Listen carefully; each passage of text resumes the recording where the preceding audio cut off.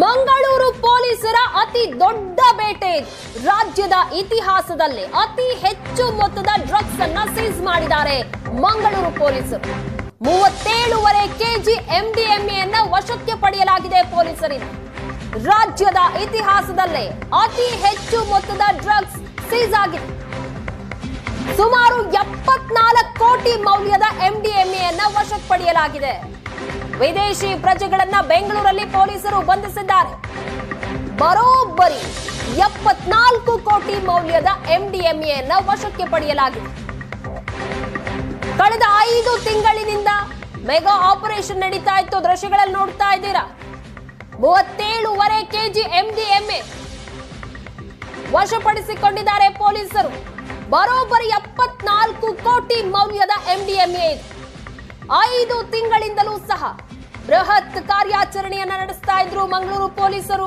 Finally ವಿದೇಶಿ ಪ್ರಜೆಗಳನ್ನ ಬೆಂಗಳೂರಲ್ಲಿ ಬಂಧಿಸಿದ್ದು, ಅವ್ರ ಬಳಿ ಇದ್ದಂತಹ 37.5 ಕೆಜಿ ಎಂಡಿಎಂಎ ವಶಕ್ಕೆ ಪಡೆದಿದ್ದಾರೆ.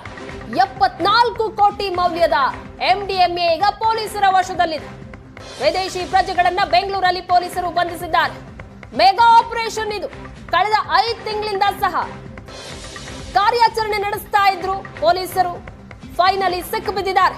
ವಿದೇಶಿ ಪ್ರಜೆಗಳಿಂದ 74 ಕೋಟಿ ಮೌಲ್ಯದ ಎಂಡಿಎಂಎ ವಶಕ್ಕೆ ಪಡೆಯಲಾಗಿದೆ.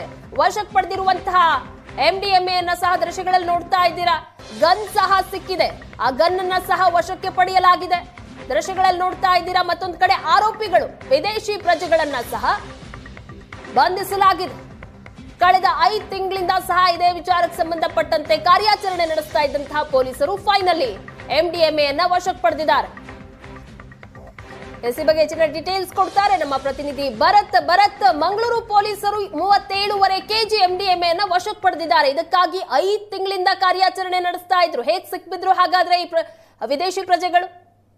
ಪ್ರಗತಿ, ಹೌದು. ಡ್ರಗ್ ಮುಕ್ತ ಮಂಗಳೂರು ಮತ್ತು ಡ್ರಗ್ ವಿರುದ್ಧ ಮಂಗಳೂರು ಪೊಲೀಸರು ಸಾರಿದಂತ ಸಮರದ ಮುಂದುವರೆದ ಭಾಗವಾಗಿ ಇದು ರಾಜ್ಯದ ಬಹಳ ಅತಿ ದೊಡ್ಡ ಒಂದು ಡ್ರಗ್ ಬೇಟೆ ಅಂತಾನೆ ಹೇಳ್ಬೋದು. ಸುಮಾರು 74 ಕೋಟಿ ಈ ಒಂದು ಇದರಲ್ಲಿ 37.5 ಕೆಜಿಯಷ್ಟು ಎಂಡಿಎಂಎ ಮತ್ತು ವಿದೇಶಿ ಮಹಿಳಾ ಪ್ರಜೆಗಳನ್ನ ಅವರು ವಶಕ್ಕೆ ಬಂಧಿಸಿರುವಂತದ್ದು. ಸದ್ಯಕ್ಕೆ ಇದು ರಾಜ್ಯದಲ್ಲಿ ಅತಿ ಹೆಚ್ಚು, ಅಂದ್ರೆ ಹಿಂದೆ ಕೋಟ್ಯಾಂತರ ರೂಪಾಯಿ ಮೌಲ್ಯದ ಈ ರೀತಿ ಎಂಡಿಎಂಎ ಡ್ರಗ್ ಗಳನ್ನ ವಶಕ್ಕೆ ಪಡೆಯಲಾಗ್ತಾ ಇತ್ತು. ಆದ್ರೆ ಎಜುಕೇಶನ್ ಹಬ್ ಅಂತ ಕರೆಸಿಕೊಳ್ಳುವಂತ ಮಂಗಳೂರಿಗೆ ಈ ರೀತಿಯಾಗಿ ಡ್ರಗ್ ಗಳು ಪೂರೈಕೆ ಆಗ್ತಾ ಇದೆ ಅನ್ನುವಂತ ನಿಟ್ಟಿನಲ್ಲಿ ಮಂಗಳೂರು ಕಮಿಷನರ್ ಅನುಪಮ್ ಅಗರ್ವಾಲ್ ಅವರ ನೇತೃತ್ವದಲ್ಲಿ ಬಹಳ ದೊಡ್ಡ ಮಟ್ಟದ ಕಾರ್ಯಾಚರಣೆಗಳನ್ನ ಕಳೆದ 5 ತಿಂಗಳ ಅವಧಿಯಲ್ಲಿ ನಿರಂತರವಾಗಿ ನಡೆಸಲಾಗ್ತಾ ಇತ್ತು. ಎಲ್ಲಾ ಕಡೆಗಳಲ್ಲೂ ಕೂಡ ಕಾರ್ಯಾಚರಣೆಗಳನ್ನ ನಡೆದುಕೊಂಡು ಹೋಗ್ಲಾಗ್ತಾ ಇತ್ತು. ಇದರ ಮುಂದುವರೆದ ಭಾಗವಾಗಿ ಸುಮಾರು ಒಂದು 74 ಕೋಟಿಯಷ್ಟು ಡ್ರಗ್ ಅನ್ನು ಈಗ ಸೀಸ್ ಮಾಡಲಾಗಿದೆ. ಇದರಲ್ಲಿ ಇವರು ಈ ಒಂದು ಮಹಿಳಾ ಪ್ರಜೆಗಳೇನಿದ್ದಾರೆ ಅವರು ಬೇರೆ ನೈಜೀರಿಯಾದಿಂದ ಅವರು ಭಾರತಕ್ಕೆ ಬಂದು ಅಲ್ಲಿಂದ